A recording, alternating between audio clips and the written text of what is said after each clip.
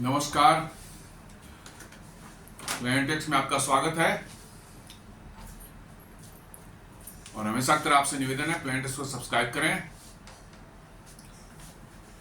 Bell icon जरूर दबाएं, हमारे वीडियोस को लाइक करें एंड फ्रेंड्स एंड फैमिली के साथ शेयर भी जरूर करें। आज हम लोग चर्चा करते हैं एक बड़ी डेवलपमेंट जो है अपने डिफेंस को लेकर के है। एक तो है कि एरोस्पेस ग्लोबल न्यूज जो है एक न्यूज दे रहा है कि India seals $7 billion agreement with France to build powerful AMCA fighter jet engine.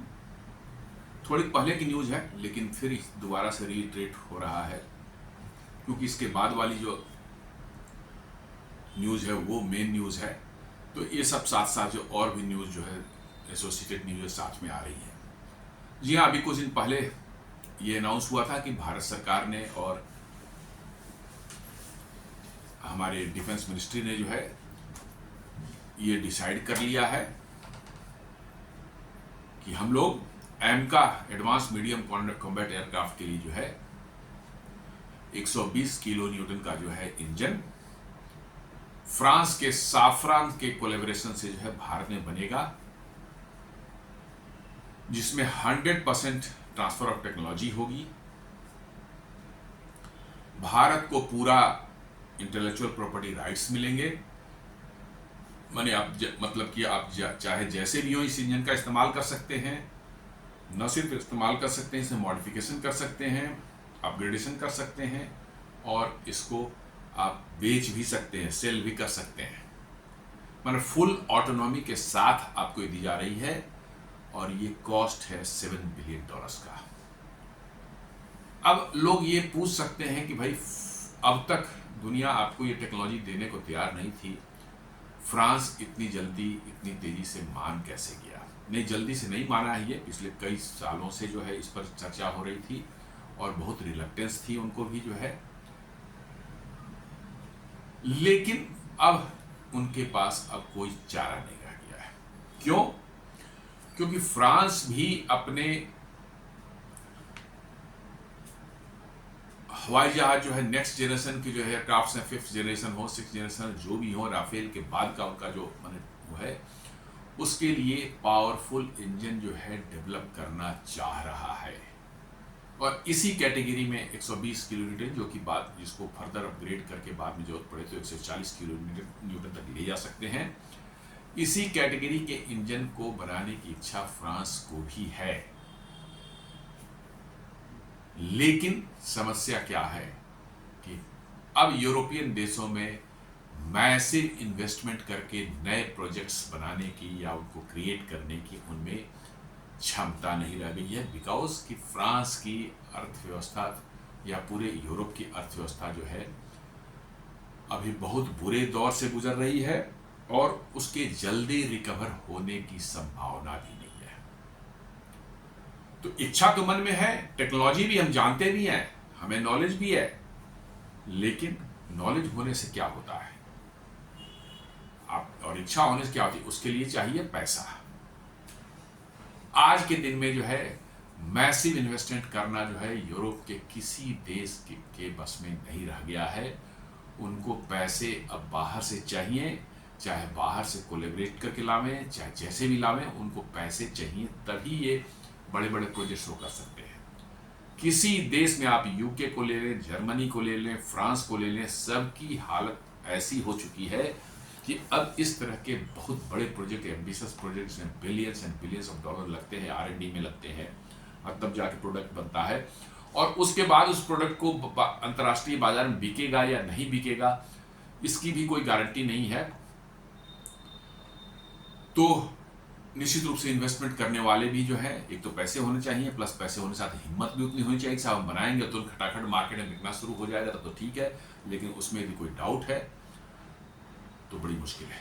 आपने देखा होगा राफेल जेट जो है फ्रांस जो है आज से 25 साल पहले बना चुका, 25-30 साल पहले बना चुका था। 2002-3 से जो है फ्रांस उसको इस्तेमाल करना भी शुरू कर दिया था और वो दुनिया में दूसरे देशों को बेचने की भी जो है बहुत कोशिश करता रहा, हर देश को कोशिश कर रहा, बहुत जोरदार कोशिश कर रहा था। एक भी एयरक्राफ्ट उसके नहीं बिक रहे थे। अब सिर्फ फ्रांस की एयरफोर्स क्या 100-150 उनके पास फाइटर जेट्स होंगे, जितना बड़ा देश है उसके हिसाब से। जी हाँ, वहाँ यूरोपियन देश में किसी के पास में 100 है, किसी 125 है, किसी 150 है, ऐसे ही एयरक्राफ्ट रखते हैं। ऐसे नहीं इंडिया जैसे कि 400-500 इनको हमें चाहिए। तो 100-150 के एयरक्राफ्ट से जो है, इवन यूरोप में दूसरे एयरक्राफ्ट भी बने थे, यूरो फाइटर, जो कि फ्रांस, जर्मनी और स्पेन वगैरह ने मिलकर के बनाया था, उसकी भी मोरलेस यही हालत है। दो चार पांच देशों ने किसी ने 10 ले लिए, किसी ने 50 ले लिए, किसी 20 ले लिए, वो भी 100-150 से ज़्यादा नहीं बिके। और फ्रांस का राफेल भी 100-150 से ज़्यादा नहीं, चूंकि उनकी रिक्वायरमेंट वहीं पर फ्रेंच एयरफोर्स या फ्रेंच नेवी। लेकिन इसकी किस्मत कब चमकी, जब भारत ने 36 एयरक्राफ्ट खरीदे, 2016 में ऑर्डर दिए, उसके बाद इनके पास लाइन लग गई, झड़ी लग गई इनके पास जो है राफेल के ऑर्डर्स की। आज 200 से ज़्यादा राफेल के ऑर्डर्स इनके पास में है। क्यों? क्योंकि भारत जैसे एक बड़े एयरफोर्स ने जो है, और इतनी रिगरस टेस्टिंग के बाद जो है उसको अप्रूव किया। इसका मतलब ये सर्टिफाई हो गया कि ये एक प्रूवन और बहुत बढ़िया प्लेटफॉर्म है। और इसलिए आप देख लीजिए, कतर हो, यूएई हो, इंडोनेशिया हो, इजिप्ट हो, आप जोड़ लीजिए 5-7 कंट्री हो गए। अब भारत यदि अभी ऑर्डर देगा तो उसके भी 5 साल लगेंगे आपको मिलने में। तो कहने का ये सेंस है कि इंजन जो बनाने की बात हो रही है 120 किलो न्यूटन की, and which can be upgraded to 140 kilonewton in coming years, जो है बाद में जो है जब जरूरत पड़ेगी तो फ्रांस बनाना चाह रहा है। क्योंकि राफेल के बाद जो उनको नए एयरक्राफ्ट लाने हैं, तभी उनका जो है डिफेंस मैन्युफैक्चरिंग सर्वाइव करेगा। क्योंकि राफेल भी अब अगले 10 साल होते होते जो पुराना पड़ जाएगा, इस you will need to have new aircrafts. Rafale अभी F4 वर्सन चल रहा है, अगले 4-5 साल में F5 वर्सन आ जाएगा, उसमें नए एवियोनिक्स और नए सब जो है जोड़े जाएंगे, ऐड किए जाएंगे। लेकिन उसके बाद फर्दर एक लिमिट के बाद वो प्लेटफॉर्म पर फर्दर आप एडिशन नहीं कर सकते। राफेल बहुत शानदार प्लेटफॉर्म है, लेकिन उस हर प्लेटफॉर्म की अपनी एक लिमिटेशन होती है। उसके बाद बियॉन्ड जाकर के जो है आप बहुत ज़्यादा उसमें नहीं कर सकते। Then you need a new platform, और उसी के लिए फ्रांस को चाहिए 120 किलो न्यूटन का जो है थ्रस्ट वाला इंजन। लेकिन डेवलप करने के लिए पैसे कहाँ से आएंगे? और इसीलिए फ्रांस जो है भारत के साथ कोलैबोरेट कर रहा है कि एटलीस्ट इसका जो है 50% 60% खर्च जो है भारत बियर कर लेगा। कुछ काम भारत करेगा, उसको हम कुछ टेक्नोलॉजी दे देंगे, भारत हम कुछ डेवलपमेंट वर्क करेगा, वो हमें दे देगा, और पैसे भी करीब करीब आधे आधे पैसे हम लोग शेयर कर लेंगे। तो नया इंजन विकसित हो जाएगा, और उसको हम भी बनाएंगे, और भारत की जरूरत पड़ेगी तो भारत ही बनाएगा। तो खर्च क्या हो, डेवलपमेंट कॉस्ट क्या हुआ, शेयर हो गया। डेवलपमेंट कॉस्ट शेयर हो जाने से फ्रांस को एक बहुत बड़ी राहत मिल जाएगी। और ये $7 बिलियन का पूरा मतलब कि जो है एक डील है। इसका मतलब है कि उसमें भारत को करीब करीब $3.5 बिलियन अपने भी खर्च करने पड़ेंगे, और $3.5 बिलियन जो है फ्रांस भी खर्च करेगा। आपको फ्रांस जो है क्रिटिकल टेक्नोलॉजी जो है, सिंगल क्रिस्टल ब्लेड जो है टरबाइन और इसके क्या कंप्रेसर के हैं वो देगा, जो कि हाई टेम्परेचर और हाई प्रेशर को विथस्टैंड कर सके।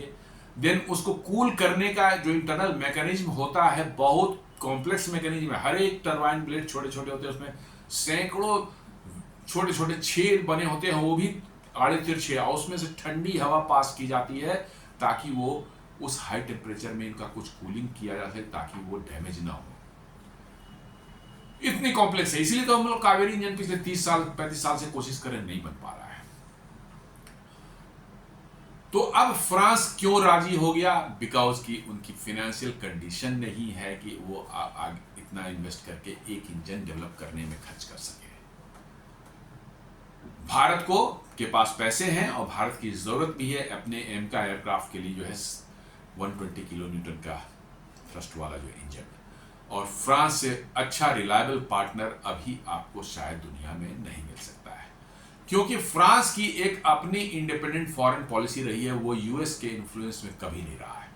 आप देख लें 1998 में जब पोखरण में आपने परमाणु विस्फोट भारत ने किया था, तो अमेरिका ने सैंक्शन लगाए थे, उसको सारे यूरोप ने फॉलो किया उस सैंक्शन को, पर फ्रांस ने फॉलो नहीं किया। जी हाँ, फ्रांस ने फॉलो नहीं किया, उसने कहा कि नहीं हम इसको नहीं मानते, और उसने कहा कि ये सैंक्शन लगाना भारत पर गलत है।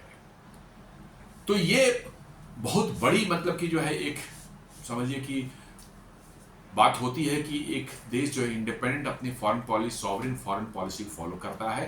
तो इसका मतलब है कि फ्रांस के साथ आप टेक्नोलॉजी लेते हैं तो आपको टेक्नोलॉजी डिनायल या उस तरह की कोई एम्बार्गो या कोई सैंक्शन के का कोई खतरा नहीं है। नहीं तो अमेरिका वहां लगाएगा सैंक्शन, उसको यूरोपियन यूनियन फॉलो करेंगे, आपको 50 तरह की समस्याएं पैदा कर देंगे। इसलिए फ्रांस के साथ डील जो है इंपॉर्टेंट है। और फ्रांस जो है टेक्नोलॉजी के मामले में मानता हूं कि अभी अमेरिका के एकदम बराबर तो नहीं है, लेकिन बहुत हद तक अमेरिका के नज़दीक भी है। और फ्रांस की टेक्नोलॉजी बहुत हाई क्लास की, टॉप क्लास की होती है, बहुत रिलायबल टेक्नोलॉजी होती है। हमने मिराज 2000 प्लेन को इस्तेमाल किया, हमने देखा है। पिछले 4-5 सालों से हम लोग राफेल भी इस्तेमाल कर रहे हैं, उसको भी हम लोग देख रहे हैं। और राफेल ने जो ऑपरेशन सिंदूर में जिस तरह का रोल निभाया है, उसको देखने के बाद जो है निश्चित रूप से भारतीय वायुसेना का कॉन्फिडेंस जो है उस एयरक्राफ्ट प्लेटफॉर्म पर बहुत ज़्यादा हो चुका है। तो ये न्यूज़ कहती है कि India steels 7 billion agreement with France to build powerful AMCA fighter jet engine. मतलब कि जो है वो डील फाइनल हो गई है। अब कुछ कॉमर्शियल्स वगैरह जो है कितने पैसे लगेंगे, क्या लगेंगे, क्या टेक्नोलॉजी लगेगी, कौन किसको क्या इसका वर्क शेयर किसके पास क्या रहेगा, ये सब डिसाइड होगा। और ये इंजन 10 साल में बन करके तैयार हो जाएगा। और ये इंजन फ्रांस भी इस्तेमाल करेगा, भारत भी इस्तेमाल करेगा, फ्रांस में भी बनेगा, भारत में भी बनेगा, और दोनों ही इसका इस्तेमाल करेगा। दोनों के पास इनके इंटेलेक्चुअल प्रॉपर्टी राइट्स रहेंगे और both are free to use it in whatever they way they want. लेकिन अगला न्यूज जो है साहब, ये बहुत बड़ा मतलब की न्यूज़ है। और यदि ये मेटेरियलाइज हो जाता है तो मैं कहता हूं कि अमेरिका के मिलिट्री इंडस्ट्रियल कॉम्प्लेक्स के गाल पर इतना बड़ा तमाचा होगा कि उनको शर्म से डूब मरने वाली बात उनकी हो जाएगी। जी हाँ, अमेरिकन मिलिट्री कॉम्प्लेक्स चाहता है कि दुनिया में सारे के सारे जितने भी बड़े बड़े डील्स हों उसी को मिले, और उसके लिए वो दूसरे कंट्रीज के अपने भी एलायंस के डील को भी सबटाइज करने से नहीं चूकते हैं। आपने देखा होगा कैसे ऑस्ट्रेलिया जो फ्रांस के साथ में जो है कुछ डीजल सबमरीन कन्वेंशनल सबमरीन लेने के का डील कर चुका था। 10 या 12 या 14 कुछ इस तरह से सबमरीन लेने थे, और ये डील बहुत बड़ी थी, करीब 20-22 बिलियन डॉलर की डील थी, जो फ्रांस के लिए बहुत ही इंपॉर्टेंट था। नेचुरली है कि फ्रांस भी चाहता है बड़े बड़े डील्स में तभी वो सर्वाइव करता है, क्योंकि इन कंट्रीज के पास छोटे प्रोडक्ट्स बनाने का अपना स्किल है और बन भी नहीं सकते, क्योंकि इतने कॉस्टली हो जाएंगे, उसका कोई इस्तेमाल नहीं करेगा। इसलिए जो अब इनके पास सिर्फ हाईटेक इक्विपमेंट बना करके बेच करके कमाने का ही एकमात्र धंधा रह गया है। और धीरे धीरे अमेरिका भी उसी डायरेक्शन में जा रहा है कि उनके हाईटेक प्रोडक्ट्स यदि बिके तो बिके, नहीं तो फिर उनके पास फांके की नौबत उनकी आएगी। तो यही चीज फ्रांस में भी था, फ्रांस में भी हो चुका है। इसलिए जो है फ्रांस को भी जरूरत है कि भैया उसके हाई टेक वाले प्रोडक्ट्स, खासकर डिफेंस के और मिसाइल टेक्नोलॉजी हो, एरोस्पेस टेक्नोलॉजी हो, उसमें जो है उसकी पकड़ बनी रहे। और इसलिए जो है इसका डायरेक्ट कॉन्फ्रंटेशन किसके साथ में है? अमेरिकन मिलिट्री इंडस्ट्रियल कॉम्प्लेक्स के। जैसा मैं ऑस्ट्रेलिया का जो बता रहा था, उसमें ऑस्ट्रेलिया की डील हुई थी फ्रांस के साथ में, और बहुत बड़ी डील थी, उसको अमेरिका ने कैंसिल करवा दिया। ऑस्ट्रेलिया पर प्रेशराइज करके या उसको इन्फ्लुएंस करके जो है कैंसिल करवा दिया कि भाई ये क्यों खरीद रहे हो, हम तुम्हें जो न्यूक्लियर पावर्स अटैक सबमरीन देंगे। और वो देंगे क्या है, हम तुम्हें जो है यूके से बनवा कर देंगे। यूके जो है वो बना करके जो है, और उन्होंने ऑकस बना लिया इसके लिए। ऑस्ट्रेलिया, यूके एंड यूएस, ये 3 ग्रुप देशों का ऑकस बना लिया। और उन्होंने कहा कि ये हम टेक्नोलॉजी देंगे उनको, क्या कहते हैं, यूके वालों को, यूके वाले तुम्हें बना करके जो है ये तुम्हें देंगे, तुम उनसे खरीदो। ऑस्ट्रेलिया का ठीक है, इट इज ओके। अब जब 5 साल 6 साल गुजर गए, ऑस्ट्रेलिया मांग रहा है, तो अब अमेरिका कह रहा है कि तुम्हें जरूरत क्या है भैया उसमें, ठीक है देखेंगे, अभी नहीं बना है, उसमें प्रॉब्लम है, अभी तो नहीं हो सकता, कुछ समय लगेगा, दाएं बाएं की बातें कर रहा है और कह क्या रहा है कि जरूरत क्या है तुमको, अपना बेस दे दो हमको, हम वहाँ रहेंगे, हमारे सबमरीन्स रहेंगे, वो पेट्रोल कर देंगे, तुम्हें कोई दिक्कत ही नहीं है इसकी। ये हालत है। इसलिए जो है हमें फ्रांस जैसे देश पर डिपेंड रहने में जो है कोई दिक्कत नहीं है, बिकॉज कि फ्रांस के साथ जो है आपकी एक रिलायबल पार्टनरशिप प्रूवन है सिंस लॉन्ग। और ये मिलिट्री इंडस्ट्रियल कॉम्प्लेक्स के पास पर Indian American military industrial complex पर क्यों बहुत बड़ा एक तमाचा है उनके लिए, क्योंकि इतनी बड़ी डील दुनिया में बहुत कभी कभी आती है, बहुत कभी कभी आती है इतनी बड़ी डील, और इतनी बड़ी डील में उनको जो है बाहर कर दिया गया है। इससे अंदाजा आप लगा सकते हैं डील क्या है। इंडियन एयरफोर्स ने अपनी रिकमेंडेशन भेज दी है मिनिस्ट्री ऑफ डिफेंस के पास में कि हमें 114 मेक इन इंडिया राफेल्स लेने हैं, इसकी जरूरत है, आप इस पर विचार करें और ये भारत में बनेंगे। और ये पूरे के पूरे डील की वैल्यू जो हुई करीब करीब $22 बिलियन, यानी करीब 2 लाख करोड़। जी हाँ, वो दुनिया के one of the biggest deals में ये आएगी। जी हाँ, इससे बड़ी डील बहुत कम हुई होगी। भारत के लिए तो खैर सबसे बड़ा डील है आज तक का जो है भारतीय इतिहास में जो है। और आज के समय में भी देख लें जिस तरह की डील हो रही है, 2 बिलियन 4 बिलियन 5 बिलियन से ज़्यादा की नहीं होती है, बड़े बड़े डील्स भी होते हैं, तो उसमें जो है ये 2 लाख करोड़ का यानी $22 बिलियन का जो है डील जो है एक इतना बड़ा डील है। और वो अमेरिका के आंखों के सामने उसके हाथ से निकल जाता है, तो आप अंदाजा लगा सकते हैं कि कितना कष्ट उनको हुआ, कितनी बड़ी मिर्ची लगी होगी। क्योंकि इस MMRCA डील जो है, MRFA डील कहिए, MMRCA तो बहुत पहले वाला है, MRCA डील जो है मल्टी रोल फाइटर एयरक्राफ्ट वाला डील, 14 एयरक्राफ्ट खरीदने की जो है, जिसमें भारत में ही बनाना है,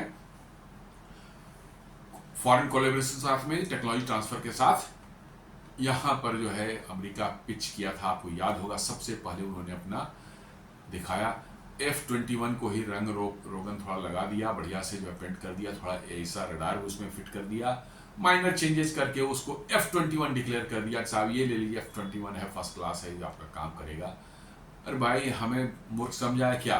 बगल में उसी पाकिस्तान को वही F-16 दे रखा है, सिर्फ रडार बदल लेने से और कुछ रंग रोगन बदल लगा देने से तो F-21 हो गया। उसको हमने रिजेक्ट किया। तब वो लोग लेकर के आया किसको? F-18 सुपर हॉर्नेट को, जो उनकी नेवी में बहुत बड़े तादाद में इस्तेमाल होती है। अच्छा एयरक्राफ्ट है, बहुत पुराना हो चुका है, अब टेक्नोलॉजी उसकी बहुत पुरानी पड़ चुकी है, इट्स रिलायबल, लेकिन आज के ज़माने के हिसाब से ये अनफिट है। उसके लिए बहुत उन्होंने कोशिश की, उसको भी जो है छाड़ दिया गया। तब वो लेकर के अपना टाइम टेस्टेड एंड प्रूवन बड़ा सा जो उनका एयरक्राफ्ट है F-15 ईगल, जी हाँ, F-15 EX वर्जन उनका जो है, उसको लेकर के डेफिनेटली वो कैपेबल एयरक्राफ्ट है, नो प्रॉब्लम। बट हमारे पास उस कैटेगरी का ऑलरेडी उतना बड़ा एयरक्राफ्ट है, और उतनी पेलोड उठाने वाला एयरक्राफ्ट है, और वो है सुखोई 30 MKI, और वो भी बड़ी संख्या में 272 हैं करीब करीब। अब अभी कुछ क्रैशेस हो गए, कुछ डैमेज हो गए, उसमें 260 के आसपास में अभी भी हैं, और वो जो 12 लॉस हुए हैं उसको बनाने का भी कार्यक्रम चल रहा है। तो उतना बड़ा एयरक्राफ्ट तो हमारे पास ऑलरेडी है, और उसके मॉडिफिकेशन में, उसके इंडिजिनाइजेशन में, और उसमें अपने जो हमारे वेपन्स हैं उसको हम इंटीग्रेट करने में हमने मास्टरी हासिल कर ली है। आप अंदाज़ा लगा लें कि ब्रह्मोस जैसी जो है भारी भरकम 2.5 टन की मिसाइल भी जो है उसको भारत ने अपने तरीके से उसको अंडर कैरेज को जो इस्तेमाल मॉडिफाई करके स्ट्रेंथन करके जो है, क्योंकि 2.5 टन का जो है आपका एक सिंगल मिसाइल जो है किसी जो विंग्स में जो पाइलन होते हैं उस पर नहीं लग सकते, वो तो पूरा विंग्स को तोड़ देगा। तो वो लगाया गया है बॉडी में के नीचे में, अंडर कैरेज जो उनका है, बॉडी के नीचे का जो पोर्शन है उनका फ्यूजलाज का जो है, दोनों इंजन्स के बीच में जो जगह है उसके अंदर में जो है अरेंजमेंट किए गए हैं, और पूरी की पूरी उसका एयर फ्रेम को स्ट्रेंथन किया गया है ब्रह्मोस लगाने के लिए। और देखिए उस ब्रह्मोस ने जो है एयर लॉन्च ब्रह्मोस ने क्या कमाल किया है, आपको ऑपरेशन सिंदूर के दौरान में पाकिस्तान का के अंदर भूसा भर के रख दिया। और आज पाकिस्तान को या हमारे आसपास के देशों को किसी देश मिसाइल का, किसी हथियार का डर है तो वो है एयर लॉन्च्ड ब्रह्मोस मिसाइल। जी हाँ, और अब तो उसकी रेंज जो है 450-600 किलोमीटर हो चुकी है, और अब 800 किलोमीटर एक्सटेंड की जा रही है, उसकी टेस्टिंग वेस्टिंग चल रही है। 800 किलोमीटर दूर से आपका हवाई जहाज जो है एक मिसाइल फायर करेगा, जो किसको रोकना असंभव है। मैक 3 के स्पीड पर जाकर के उनको कर सकता है, हिट करेगा, और उनके पास कोई उपाय नहीं, कोई चारा नहीं है सिवाय देखते रहने की कैसे मिसाइल गिरती है और कैसे उनका विध्वंस होता है। तो कहने का मतलब है कि उसी तरह से जो है राफेल जो है भारत में यदि बनना शुरू होगा, तो हम राफेल के पूरे इकोसिस्टम हमारे यहाँ डेवलप होगा। हमें राफेल की बिल्कुल छोटी छोटी बारीकियां भी समझ में आएंगी, और राफेल में के सारे एक्सेस जो उसके सॉफ्टवेयर पोर्ट्स होंगे वो हमारे पास होगा, और राफेल में हम अपने मिसाइल अस्त्रा MK1 MK2 गांडीव जो है एयर टू एयर मिसाइल जो बन रही है वो लग सकता है, रुद्रम 1, 2, 3 एंटी रेडिएशन मिसाइल उसमें लग सकता है, स्मार्ट एंटी एयरफील्ड वेपन लग सकता है, गौरव और गौतम जैसे लेजर गाइडेड बॉम्ब्स जो है वो लग सकते हैं। तमाम तरह के मतलब कि जो हथियार जो भारत खुद बना रहा है वो सब लग सकते हैं, और तब आपको पता चलेगा कि कितना कॉस्ट इफेक्टिव ये है। आज आप राफेल में जो है, अभी जो राफेल आप पास में है, यदि इसमें आप चाहें कि इंडियन मिसाइल को फिट करना है तो आपको सोर्स कोड अभी तक फ्रांस ने नहीं दिया है। चूंकि अपना 36 ही लिया था इसलिए उन्होंने देकर कहा कि चलो निकलो। अब क्या है कि आपके पास आपने बड़ी बड़ी मिसाइलें बनाई हैं, लेकिन उसको राफेल में इंटीग्रेट नहीं कर सकते क्योंकि वो सॉफ्टवेयर आपके पास में नहीं है। लेकिन भारत में जब वो बनेगा तो सॉफ्टवेयर कोड तो उनको देना ही पड़ेगा, और वो देंगे, और तब जो है अब आप कहें कि इतना बड़ा ऑर्डर फ्रांस खुद अपने देश में क्यों नहीं बनाता, ताकि उसके यहाँ जो है जॉब्स जनरेट होंगे, नौकरियां क्रिएट होंगी। लेकिन इस पर मैं ये कहना चाहता हूं कि फ्रांस में के पास इतने भारी भरकम ऑर्डर्स ऑलरेडी हैं कि उनको पूरा करने में ही 10-12 साल उनको लग जाएंगे, जो एग्जिस्टिंग प्लांट्स हैं। प्लस फ्रांस में इसको बनाने के लिए मैन पावर, जो स्किल्ड मैन पावर है, वो फ्रांस की पॉपुलेशन जैसी है बहुत कम है उनके पास में। जी हाँ, उनके पास स्किल्ड मैन पावर उनके यहाँ नहीं है, और उनके यहाँ जो बनेगा तो स्किल्ड मैन पावर की कॉस्ट भी उनके इतना ज़्यादा मैन पावर कॉस्ट हो जाती है कि it becomes quite expensive, very expensive. Bharat में ही बनेगा तो उसको मैन पावर कॉस्ट जो है कम से कम उनका जो है 1/5 या 1/6 या इवन 1/10 तक जा सकता है नीचे। और ये लॉन्ग टर्म में उनके लिए एक फ्यूचर के प्रोजेक्ट है कि आगे भी कोई ऑर्डर्स फ्रांस को मिलेंगे तो वो भारत में बना के उनको जो है एक्सपोर्ट कर सकेंगे। इनसे क्या होगा कि उनका हवाई जहाज जो है कॉम्पिटिटिव हो जाएगा दुनिया में। जी हाँ, कॉस्ट इतनी घट जाएगी, उससे कम हो जाएगी कि वो अमेरिकन प्रोडक्ट्स को, जो अमेरिकन एयरक्राफ्ट हैं, चाहे यूरोफाइटर है, टाइफून है, यूरोपियन कंसोर्टियम का जो है, या किसी और को भी है, वो दे सकते हैं, बिकॉज कि उनके हवाई जहाज का कॉस्ट कम हो जाएगा। वो सिर्फ फ्रांस के बदले भारत में बन रहा है, और कॉस्ट कम होने से वो आपको जो है इस मीडियम कैटेगरी के कॉम्बैट एयरक्राफ्ट में जो है एक मार्केट शेयर में जो बहुत बड़ा डेंट लगा सकते हैं। और इसलिए फ्रांस के लिए इंपॉर्टेंट है कि इससे बहुत अच्छी कमाई फ्रांस की होगी, और भारत का फायदा है कि भारत में बनेगा तो सैकड़ों या लाखों की तादाद में जो है आपको जॉब्स क्रिएट होंगे, क्योंकि ये साफ साफ ये प्रपोजल बता रहा है कि 60% इंडिजिनस कंटेंट के साथ में ये बनेगा। इसका मतलब है कि उसमें जितने भी सामान लगेंगे वो 60% जो है उसके कंपोनेंट्स जो भारत में बनेंगे। कौन बनाएगा? MSME बनाएगा, छोटे छोटे उद्योग हैं वो बनाएंगे, या कोई बड़े बड़े हमारे यहाँ कंपनियां वो बनाएगी। वहाँ पर इससे जो है जॉब्स क्रिएट होंगे, और भारतीयों में जो है उनके राफेल बनाने का, एक एयरक्राफ्ट का कंपोनेंट्स बनाने की जो है कॉम्पिटेंस जो है, या उनके एक्सपीरियंस उनको मिलेगा। और ये आगे चल करके इतना बड़ा मतलब कि जो है आपको बूस्ट देने वाला है एरोस्पेस क्षेत्र में कि आप अंदाजा इसका भी नहीं लगा सकते। इसलिए भारत के लिए विन-विन सिचुएशन है, और फ्रांस के लिए भी। अब भारत में आप असेंबली लाइन यदि कोई एडवांस एयरक्राफ्ट कार नहीं लगाते तो समझिए कि you have missed the bus, और फिर आपका कोई वो नहीं। 90s में भी आप एक बार बस मिस कर चुके हैं। जी हाँ, उस समय फ्रांस ने खुद ऑफर दिया था मेरेज 2000 का पूरा एक असेंबली लाइन भारत में क्रिएट करने का, बट समहाउ हमारे यहाँ वही बाबूगिरी चलती है।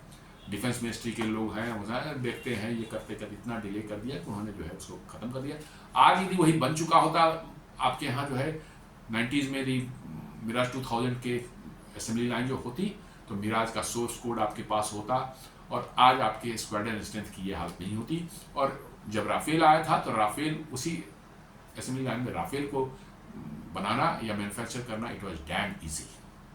तो हम लोग बेवकूफियां तो कई बार कर चुके हैं, और इसके लिए एकमात्र जिम्मेवार मैं मानता हूं अपनी ब्यूरोक्रेसी को। जी हाँ, भारत की ब्यूरोक्रेसी जो है मतलब कि जो है एक्सट्रीमली लेथार्जिक है, और उनका कुछ एम कुछ और रहता है, सामने से कुछ और दिखता है। मैंने बताया ना कि उनकी जो अमेरिका सेंट्रिक जो उनकी सोच है भारतीय, क्योंकि उनके बच्चे अमेरिका में पढ़ते हैं, फ्रांस में बहुत रेयर ही कोई मिलेगा, अमेरिका में पढ़ते हैं, इसलिए उनकी सोच जो है अमेरिका से। अमेरिका कोई प्रपोजल आ जाए, देखिए उस पर कैसे खटाखट फाइल बढ़ती है, लेकिन दूसरे किसी देश का प्रपोजल है वो नहीं पड़ेगा। इस पर भारत सरकार को ध्यान देना चाहिए, और भारत सरकार को इस पर कुछ न कुछ ऐसी व्यवस्था कर दी कि जिनके बच्चे वहां पढ़ते हैं वो क्रिटिकल ऐसे पोजीशन में न बैठे जो कि अमेरिका के पक्ष में न हो रहा हो यदि डिसीजन, तो उसको डिले करते हैं।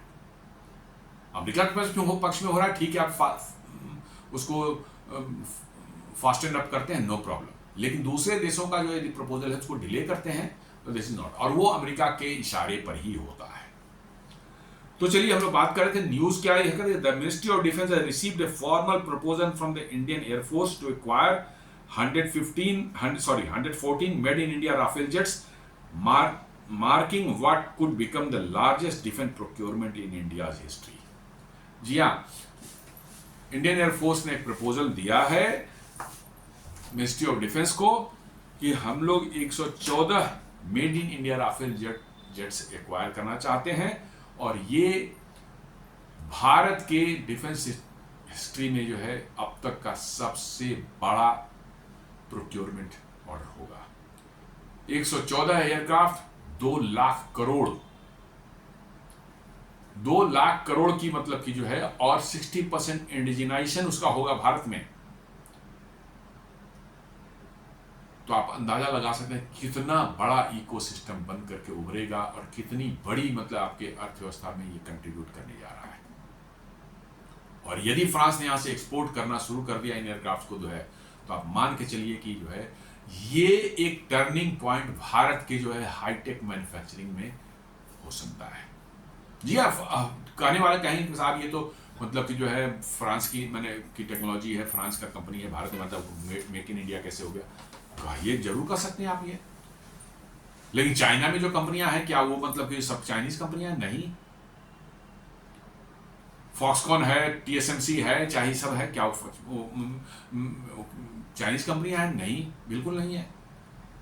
लेकिन बन कहां रहा है? चाइना में बन रहा है। तो चाइना को उससे फायदा होता है, वहां इकोसिस्टम डेवलप होता है, वहां के लोगों का अनुभव होता है, एक्सपीरियंस होता है, उसका फायदा तो किसको मिलता है? चाइना को ही मिलता है। तो वही भारत में भी इतना बड़ा होगा डिफेंस मैन्युफैक्चरिंग का इतना बड़ा इकोसिस्टम, वो भी हाईटेक एयरक्राफ्ट का जो है, there is no comparison of any such thing which has happened in India's recent past. कोई वैसा प्रोजेक्ट बता दें कि इतने हाईटेक मैन्युफैक्चरिंग का जो है कोई वर्क जो इंडिया में टेकअप किया गया हो, और इतने बड़े स्केल पर, जहां पर पूरी इकोसिस्टम को बदल डालने की इसको क्षमता है, ऐसा भारत में अभी रिसेंट पास्ट में तो नहीं दिखा है। The move gains momentum following the Rafale's strong performance in Operation Sindoor, where it outclassed Pakistani and Chinese systems, particularly the PL-15 air-to-air missiles, using its advanced Spectra electronic warfare suite. जी हाँ, पहले भी मैंने कुछ videos में इसकी बात की थी। राफेल के अंदर में एक बहुत ही एडवांस जो है wide band spectra electronic warfare suit लगा हुआ है, जो कि किसी भी इनकमिंग थ्रेट्स जो है, मिसाइल हो या कोई और भी एयरक्राफ्ट हो, उनको उनके इलेक्ट्रॉनिक सिग्नल को या उनके अपने इलेक्ट्रॉनिक सिग्नल को इतने अच्छे तरह से सप्रेस करने में सक्षम है कि एयरक्राफ्ट आपके सामने है, बट हो सकता है आपके रडार को वो एयरक्राफ्ट दिखे ही ना थोड़े समय के लिए, बिकॉज कि आपकी इलेक्ट्रॉनिक्स पूरा सिग्नल जो है उसको इस कदर ये डिसरप्ट करता है। आपने कोई मिसाइल छोड़ी है और वो मिसाइल सर्च करने की कोशिश करो, उसका रडार जो मिसाइल का है वो सर्च कर रहा है एयरक्राफ्ट कहाँ है, उसकी तरफ मुझे जाना है, वहीं फटना है उसके पास, ताकि वो एयरक्राफ्ट गिर जाए।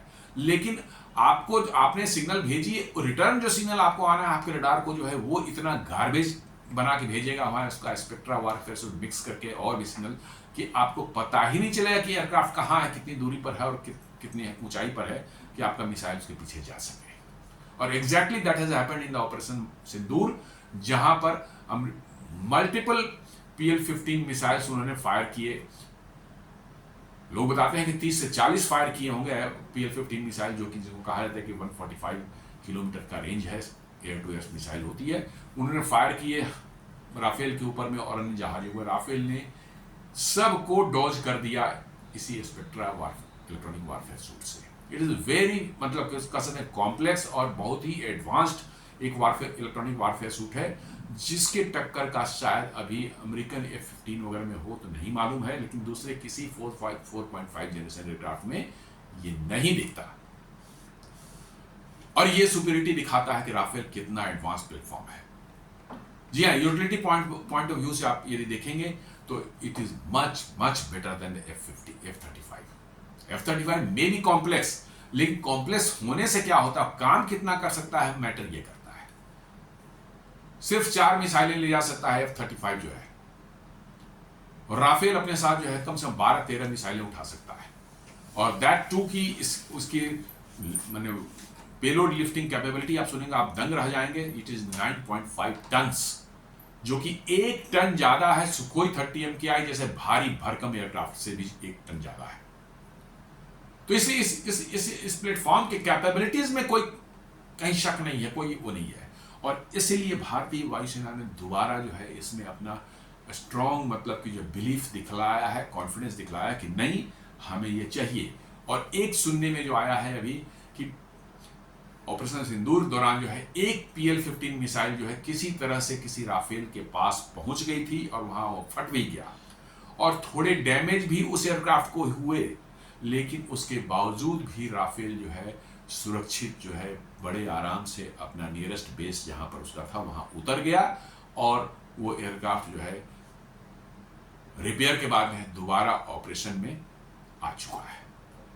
यू कैन बिलीव कि एक एयर टू एयर मिसाइल आपके पास बगल में आके फट जाती है और उसके बाद भी एयरक्राफ्ट गिरता नहीं है, डैमेज नहीं हो, थोड़ा माइनर डैमेज होते हैं, और उसके बाद वो सुरक्षित जो है अपने बेस पर लौट आता है और रिपेयर के बाद फिर उड़ना शुरू कर देता है। You can very well believe, ऐसे बहुत विरले ही एग्जाम्पल मिलते हैं पूरी दुनिया में, जो है बहुत कम। ऐसा नहीं कि मैं नहीं कहता कि ऐसे कभी नहीं हुए, लेकिन बहुत कम। यह शो करता है कि राफेल कितना मजबूत प्लेटफॉर्म है, कितना रिलायबल प्लेटफॉर्म है और कितना मैच्योर्ड प्लेटफॉर्म है यह। इसलिए भारतीय वायुसेना का ये सिलेक्शन जो है राफेल के प्रति, सारे एक्सपर्ट्स कहते हैं कि राफेल ही हमें देना चाहिए। एक तो हम 36 राफेल ऑलरेडी इस्तेमाल कर रहे हैं, हमारे पास उनका इंफ्रास्ट्रक्चर है, रखरखाव की इंफ्रास्ट्रक्चर है, ट्रेनिंग की इंफ्रास्ट्रक्चर है, हम फेमिलियर हैं उसके मेंटेनेंस प्रोसीजर से, हम फेमिलियर हो चुके हैं उसके रखरखाव से, उसके ऑपरेशनल प्रोसीजर से जो है, और हम अब ट्रेनिंग में हमें और ज़्यादा खर्च करना नहीं पड़ेगा, हम लोकली अपने पायलट्स को ट्रेन कर सकते हैं। तो ये बहुत बड़ा खर्च भी इससे आपका बचेगा, और साथ साथ जो है you will get a modern aircraft which is highly capable in the present day scenario जो है लड़ाई का जो है। The made in India Rafale, according to the ANI news agency, the Rafale aircraft will be manufactured in India by French aerospace giant Dassault Aviation in partnership with Indian aerospace companies as part of a major push towards indigenization under the Make in India initiative। जी हाँ, ये कह रहा है कि Dassault aircraft जो aerospace जो है, जो राफेल बनाती है, वो किसी अपने भारतीय पार्टनर के साथ में जो है मिलकर जो है भारत में जो है एक इसका बनाने का, मैन्युफैक्चरिंग का प्लांट एस्टेब्लिश करेंगे, और वहीं से मिला मैन्युफैक्चर करके भारत को ये सप्लाई करेंगे, और जरूरत पड़ी तो बाद में वो एक्सपोर्ट भी कर सकते हैं। भारत की रिक्वायरमेंट पूरी होने के बाद जो है यदि कोई एक्सपोर्ट ऑर्डर मिलते हैं तो उनको ये एक्सपोर्ट भी कर सकते हैं एज ए पार्ट, और ये as a part of major push towards indigenisation of the make in India. जी हाँ, मेक इन इंडिया के अंदर का it will be one of the biggest कह सकते हैं कि achievement of make in India. यहाँ पर एक इतने कॉम्प्लेक्स 4.5 जनरेशन का राफेल कैटेगरी का एयरक्राफ्ट जो है वो भारत में बनना शुरू होता है, तो इससे बड़ा मेक इन इंडिया इनिशिएटिव और कहीं एग्जाम्पल नहीं मिलता।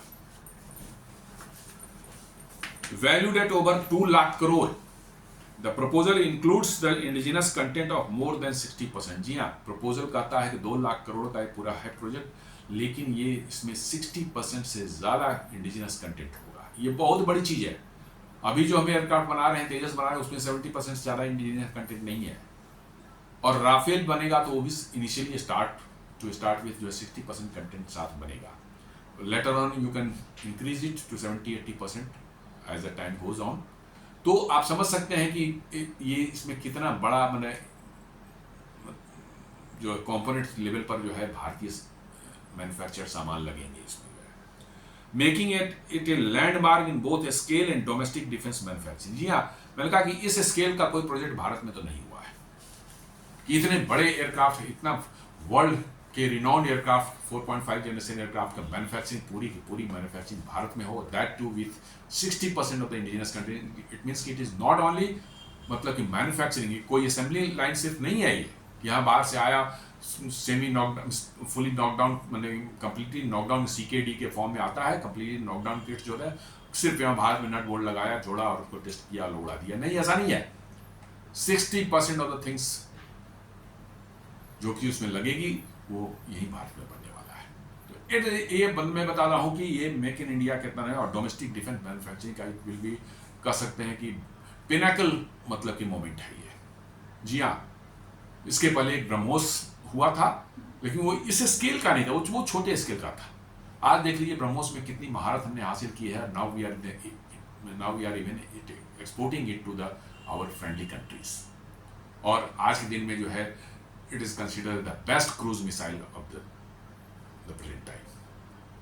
तो राफेल जो है बहुत बड़ा स्केल, माने ये स्केल यदि होता है 2 लाख करोड़ का माने इन्वेस्टमेंट और प्लांट लगना भारत के अंदर में, और इतनी बड़ी इकोसिस्टम का डेवलप होना, ये अपने आप में समझ लीजिए कि मैन्युफैक्चरिंग में जो है एक बहुत बड़ी क्रांति भारत में आने वाली है।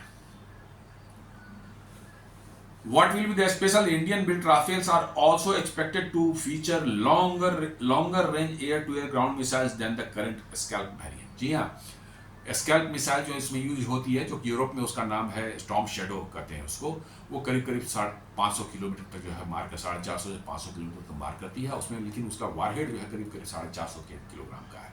और अभी जो ऑपरेशन सिंदूर में कई जगह उसका इस्तेमाल किया, बड़े ही ज़बरदस्त उसका रिजल्ट निकल कर के आया। लेकिन ये कहा जा रहा है कि नहीं, इस बार जो है भारत उससे भी ज़्यादा लंबी दूरी के जो है एयर टू सरफेस मिसाइल्स जो हैं उसमें लगाने का इनका प्रोग्राम है। It may be Indian technology land attack cruise में IT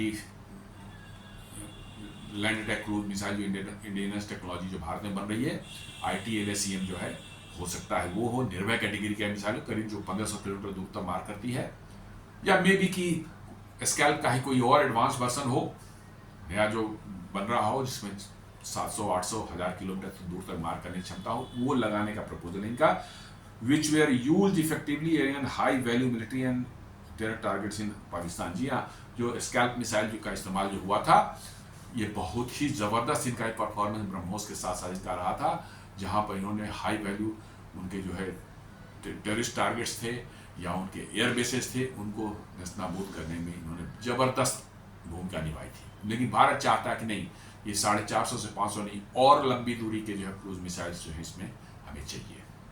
तो जब तक बनेंगे तब तक और कोई नहीं आया। भारत के ही लॉन्ग रेंज मतलब कि लैंड ट्रैक LR LACM जो है वो तब तक तैयार हो जाएगा, टेस्टिंग में, फाइनल टेस्टिंग फेज में है, जो 1500 किलोमीटर दूर तक मार कर सकता है।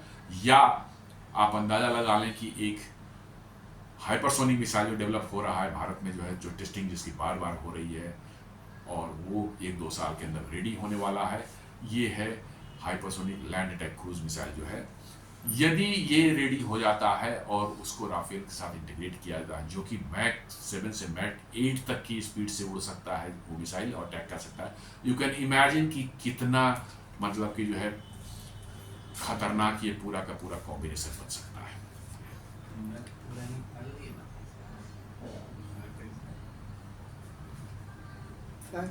What is the status? Initial discussion on the proposal have begun within the ministry। ये इनिशियल डिस्कशन जो मिनिस्ट्री में शुरू हो चुकी है इसकी, and the matter is expected to be taken up by the defence procurement board chaired by defence secretary. जी हाँ, डिफेंस प्रोक्योरमेंट बोर्ड जो है अगले हफ्ते इसको जो है स्टार्ट करेगी, डिस्कशन शुरू करेगी, और within a few weeks जो है उसका फाइनल डिसीजन हो जाएगा। In the coming weeks added the report. जी हाँ, बहुत जल्द जो है विद इन ए वीक्स जो है उसको डिफेंस प्रोक्योरमेंट उस पर डिस्कशन शुरू करेगी, और कुछ हफ्तों के अंदर उस पर डिसीजन फाइनल हो जाएगा। इस बार लगता है कि फ्रांस भी पूरी तरह तैयार है, मन बना चुका है, और भारत सरकार भी पूरी तरह मन बना चुकी है कि फ्रांस के पास भी समस्या है कि उनके पास भी फंड्स क्रंच होते जा रहे हैं। जी हाँ, फंड्स क्रंच उनके पास भी होते जा रहे हैं, और यदि उनका भारत जैसे किसी देश के पास में से कोलैबोरेट नहीं करेंगे, जो उनके कॉस्ट को शेयर करे और उनका बिजनेस से बढ़े, तो फ्रांस के पास भी कोई बहुत ज़्यादा उपाय नहीं है। और भारत के अलावा कोई ऐसा देश नहीं है जहाँ जिसके साथ कोलैबोरेट करके वो बना सकते हैं इसको, बिल्कुल नहीं, कोई ऑप्शन ही नहीं है उनके पास। इसलिए जो है फ्रांस भी इस बार रेडी है, और यदि ऐसा होता है तो ये भारत के लिए एक अभूतपूर्व मोमेंट होगा, और साथ साथ फ्रांस के लिए भी मैं बताऊं बहुत बड़ा मोमेंट होने वाला है।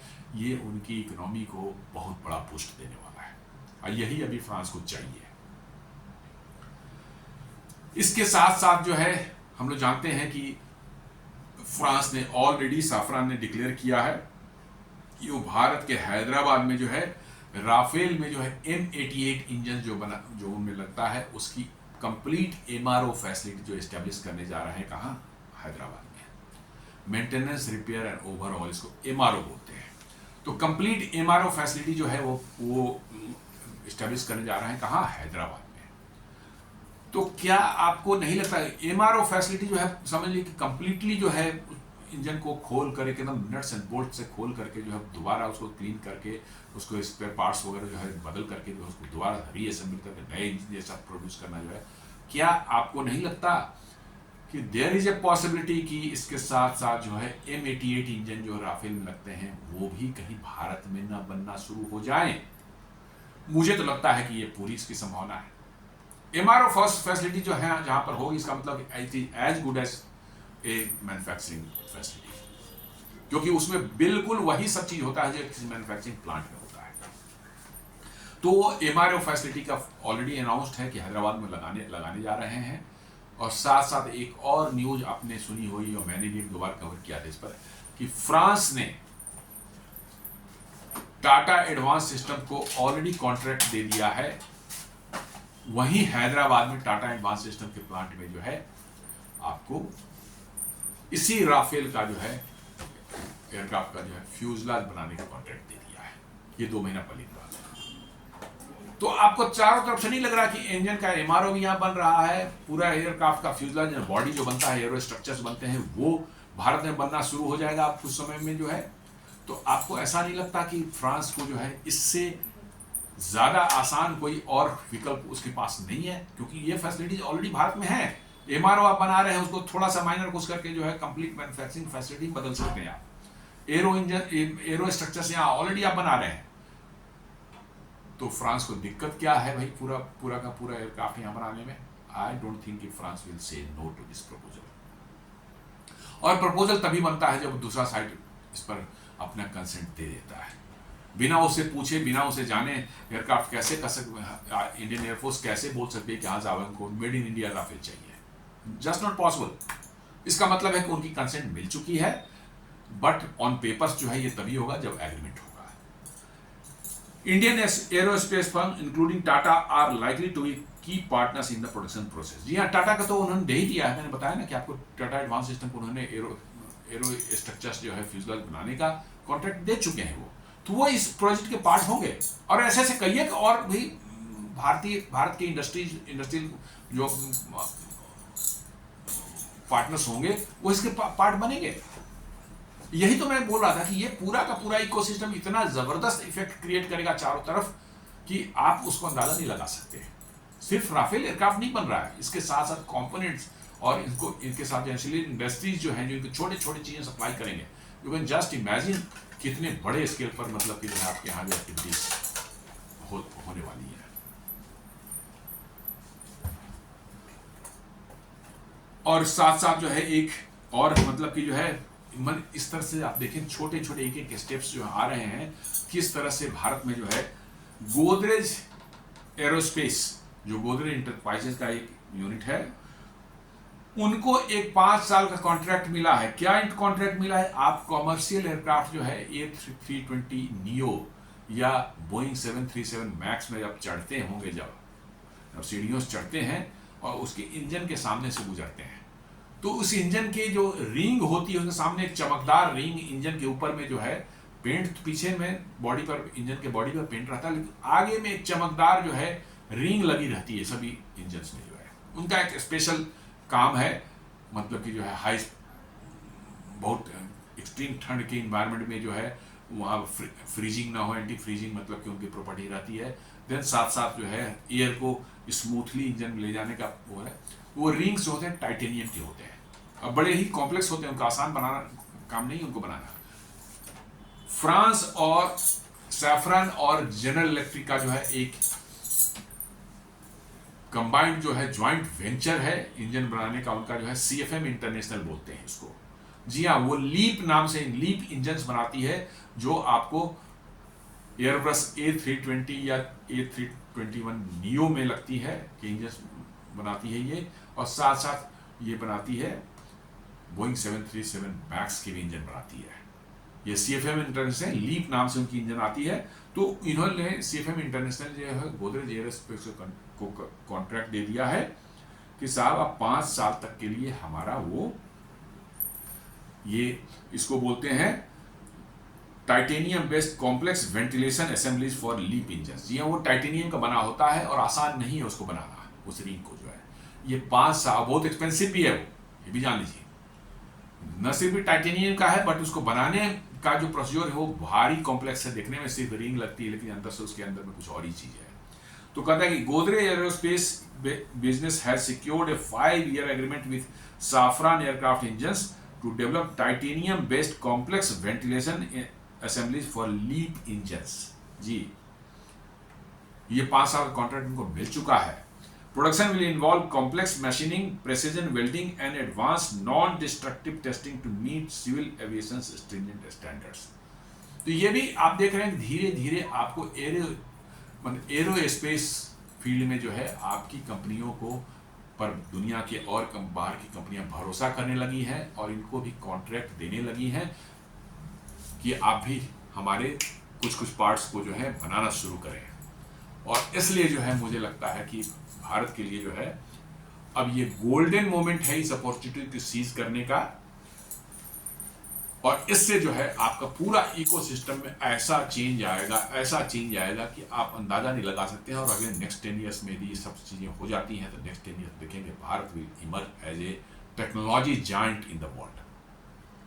तो दोस्तों, ये उम्मीद करता हूँ वीडियो आपको पसंद आया हो, जिसमें मैंने कैसे भारत में जो है एरोस्पेस क्षेत्र में बड़े चेंजेस आने की उम्मीद है। आने वाले समय में जो है बड़े बड़े कॉन्ट्रैक्ट्स होने वाले, बड़े बड़े डिसीजंस होने वाले हैं। उम्मीद करता हूँ वीडियो आप लाइक करेंगे, फ्रेंड्स एंड फैमिली के साथ शेयर भी जरूर करें, हमारे चैनल को सब्सक्राइब करें और बेल आइकन दबाना बिल्कुल नहीं भूलें। धन्यवाद।